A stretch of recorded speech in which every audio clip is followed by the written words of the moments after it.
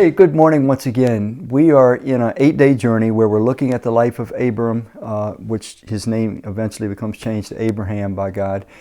And he's a most important character because he shows us, he's God's marker of the kind of relationship that God, Christ our Creator, wants to have with each of us. A relationship in which we just trust Him. And because we trust Him, we obey Him. And that obedient trust, it gradually transforms us and brings us into His own likeness. Anyway, we're going to come to a portion of Scripture today. So we start out, Abraham is called by God to leave behind his homeland in Ur of the Chaldees. He was 75 years old.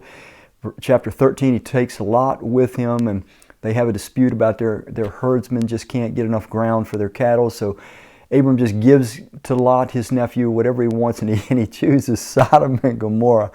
So we pick the storyline back up, chapter 14 of Genesis. Lot has now been living in Sodom and Gomorrah, and war breaks out. There's a lot of kings in this area. And so I'm going to read you, and you're going to be so glad that I'm reading this and that you don't have to read this. And if you get a chuckle out of it, that's okay as I try to pronounce some of these names. Genesis chapter 14. It says, "At this time, Amraphel, king of Shinar, Arioch, king of Elasar, Kedorlaomer, king of Elam, and Tidal, king of Goim, went to war against Bera, king of Sodom, Bersha, king of Gomorrah, Shinab, king of Admah, and Shemember, king of Zeboim, and the king of Bela, that is Zor. All these latter kings joined forces in the valley of Siddim." So here we have this war breaking out, these multiple kings. Let me just jump to verse 10.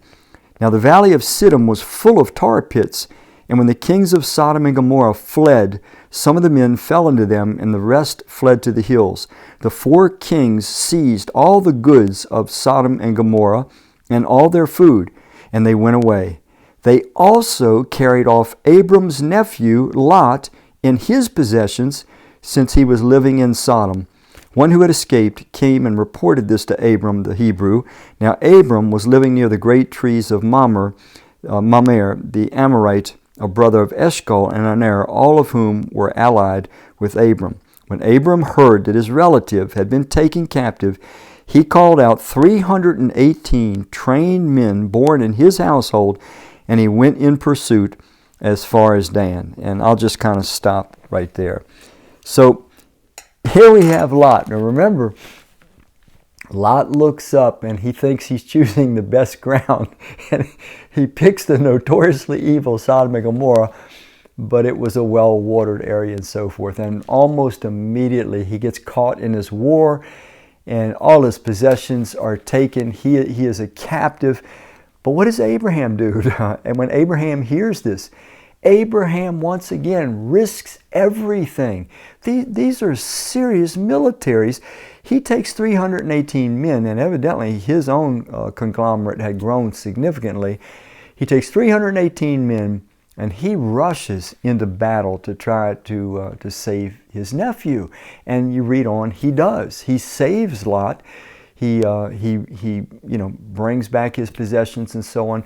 Now, I say all that to say that here we have one other trait of when a human being comes to trust in God, have faith in God, the way that God created us to have. We not only have generosity, which we learned about yesterday, but we also develop a different kind of principle, a different kind of principled courage, I'm going to call it.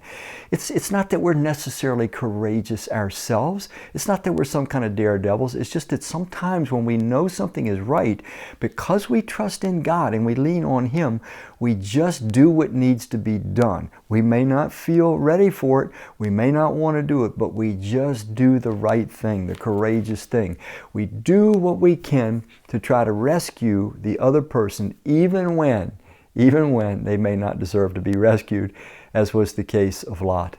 So we can follow this journey. First of all, Abraham is a model for us because of his faith in God, his trust in God. Second, we saw his generosity, and generosity flows from trust in God. And then comes principle-based courage. We do the right thing regardless of how we feel inside. And that's what real courage is. Courage is doing the right thing when sometimes you're scared to death inside.